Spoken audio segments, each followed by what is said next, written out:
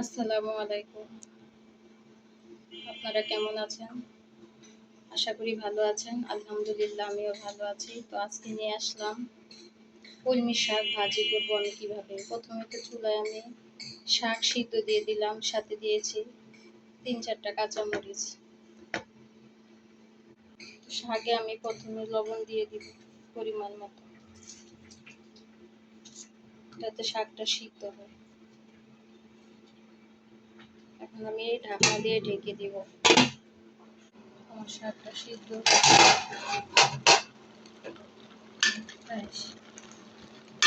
সিদ্ধ করে দিকে আরো একটু সিদ্ধ কিন্তু আমি শাকটা নামিয়ে পেঁয়াজ রসুন দিয়ে শুকনো মরিচ দিয়ে। তো আমার শাক সিদ্ধ করা প্রায় শেষ। এখন আমি চুলা থেকে নামিয়ে নিই। এখন আমি শাকের জন্য প্রথমে তেল দিয়ে দিব। তো আমার তেল গরম শেষ। এখন আমি শুকনো মরিচটি ভেজে নেব।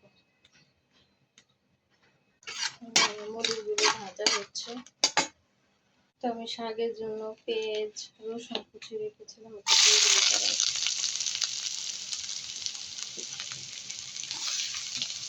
তো আমার পেঁয়াজ ভাজা শেষ। এখন আমি শাকটা দিয়ে দিব।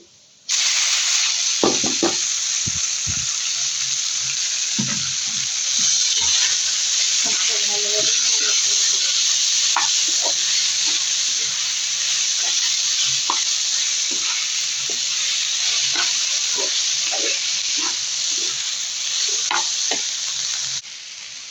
আমার শাক ভাজি করা শেষ। যদি আপনাদের ভিডিওটা ভালো লাগে তাহলে অবশ্যই একটা লাইক কমেন্ট শেয়ার করে দিবেন, সাবস্ক্রাইব করে দিবেন।